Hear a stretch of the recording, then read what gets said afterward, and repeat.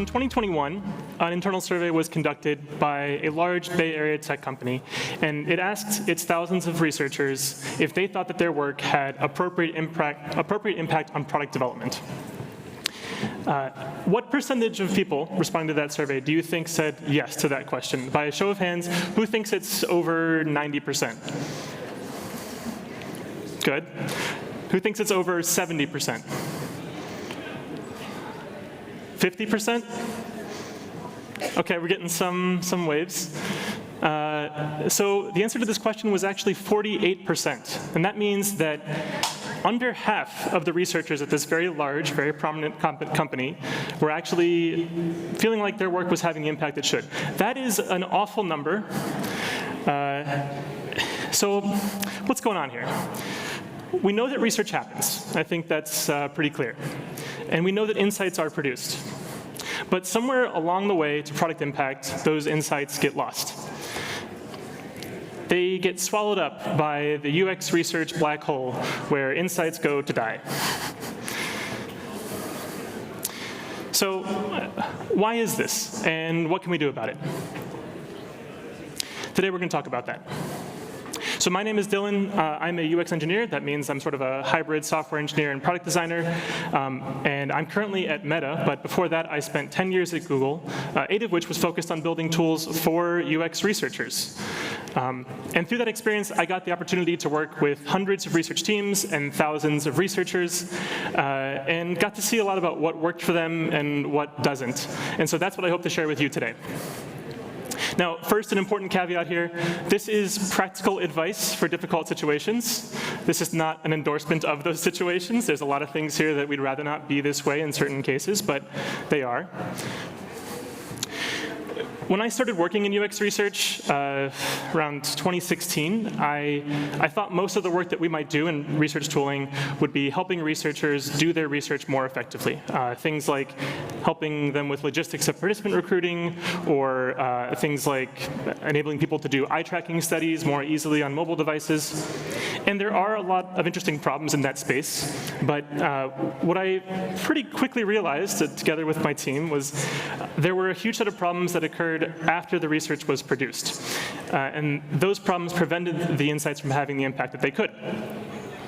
Researchers at the time, if I remember, were pretty aware of this, but it was kind of nascent in their thinking about how to address this. And the tooling was even more nascent. I think at that time, a lot of the tooling was focused pretty squarely on how to do the research itself and not what happens afterwards. So over time, I came to think of this problem in terms of a conversion funnel. Now, this is probably a concept that most of you are aware of, but very briefly, it refers to how your customers move from total unawareness of your product or service down to a conversion. And a conversion can be whatever you want. Could be them purchasing a product. It could be them signing up for a service, something like that. This is not a new concept, but the idea is by breaking things down in terms of this sort of framework, we can look at each part of the funnel separately and try to figure out where to focus efforts. So one framework for this, and there are a lot, breaks it into these 4 steps. First being awareness, then interest, then desire, and then action.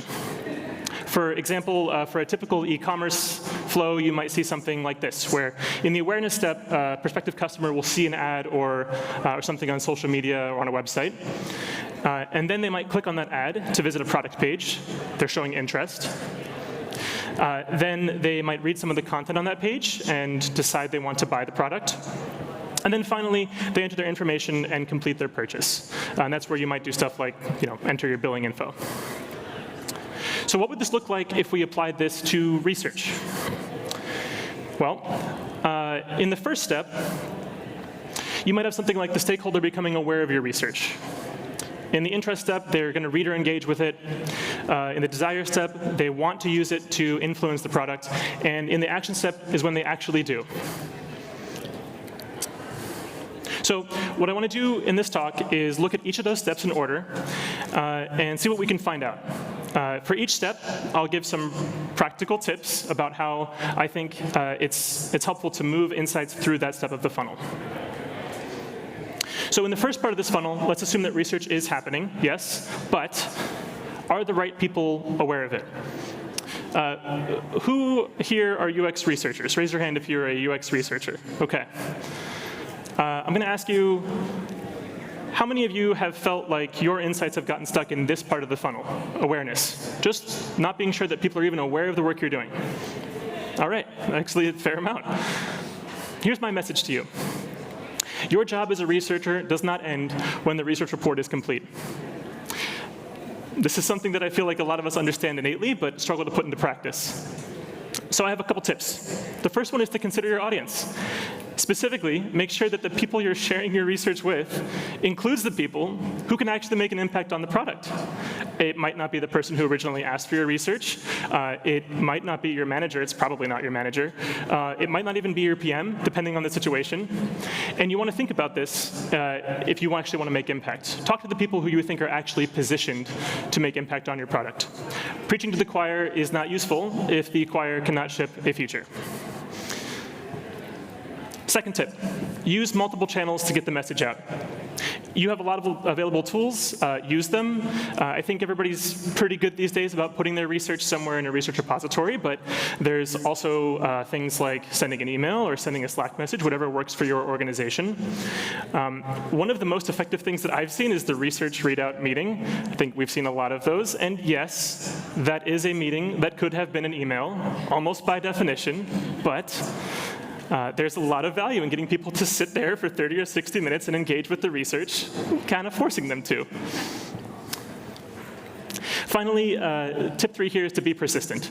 So you ever hear an ad on TV for something that you are not remotely in the market for, and you think to yourself, like, why am I even listening to this? I will never buy that. That might be true, but the reason those ads are there is to create awareness, so that if you are in the market for something eventually, that's the first brand that comes to mind. The repeated exposure is worth something. People rarely act on ads the first time they see them, but they remember them when the need arises, and it's the same with research. Stay visible and stay top of mind. Might not work the first time you're in front of people, but you want to build the association. So if you feel like you're having trouble with the awareness part of this funnel, my message to you is this. Your job does not end when the research report is complete. And you should think of your research awareness as a marketing exercise, one where you consider your audience, use multiple channels, and practice persistence. OK, so let's assume now that research is happening. Let's assume that people are aware of it. Next part of the funnel, are they engaging with it? Researchers, raise your hands if you feel like you've gotten stuck in this part of the funnel. Your stakeholders are aware of the research, but you're not getting much reaction. OK. Your research doesn't have an impact if it's delivered too late or not easily consumable. Good insights now are better than perfect insights later. This is one of the single biggest impediments I see, and it comes entirely in my experience from researchers wanting to adhere to a very rigorous and strict criteria for what they consider to be a quality insight. Sometimes that takes more time than the product team has. And I get it. This sucks. It runs against everything that most of us are told to hold dear. But the perfect insight delivered after the product is already shipped is just a well-written regret. So my advice here is to think about your contribution to the product team not in terms of absolutes, not in terms of trying to hold to a certain bar, but rather make the product better than it would have been without you there. Second tip here, make actual product recommendations. Another one I see all the time. I think certain researchers like to see themselves as sort of impartial anthropologists whose job is to present the data as objectively as possible. In actuality, you are a member of a product team, and you should not be afraid to make product recommendations. It's your job to contribute to the product from a research perspective. There's some examples up here, but just as one, an insight might be something like users frequently abandon the sign-up flow at the password creation step. A recommendation based on that insight is simplify the password requirements or add guidance text to reduce the user confusion. You could be wrong in your recommendation, and that's OK. Your recommendation might not be possible for technical reasons or other business constraints, but the provocation alone is worth a lot. It starts a conversation with the right people about how to actually act on that. And more importantly, it reduces the activation energy required for somebody to know what to do with your research. If you give them this, they can start to think about how to act on it. Third tip, insights go farther if they are easily consumable. I cannot say enough about the power of video for this. I probably don't need to. I think a lot of us are aware of this now. A 3-minute highlight reel is worth more than any PDF that you can produce, I promise. And I know that a lot of researchers did not get into the field because they were excited about being video editors. I understand that. But a lot of the tools have gotten better here, a lot of them. Dovetail is the one that's shown up here, but a lot of the other exhibitors at this conference here have similar tools. It's getting a lot easier to produce these sort of reels, sometimes even automatically. And these are amazing for getting stakeholders to pay attention and get user empathy really quickly. So if you feel like you're stuck in this part of the funnel, remember that your research doesn't have an impact if it's delivered too late, not easily actionable, or not easily consumable. My advice to you is to deliver timely, concise results, to make clear product recommendations, and to use video as a shortcut to user empathy. OK, back to the funnel. Let's assume now that research is happening. The right people are aware of it. They are engaging with it. But do they want to take action? This is a bit of a weird one, so I'm actually kind of curious. I'll ask the same question for the researchers in the room. Do you feel like you find yourself getting stuck at this part of the funnel? You've got people who know about the research, they're engaging with it, but nothing kind of happens at the end. Yeah? OK. Here's my advice here.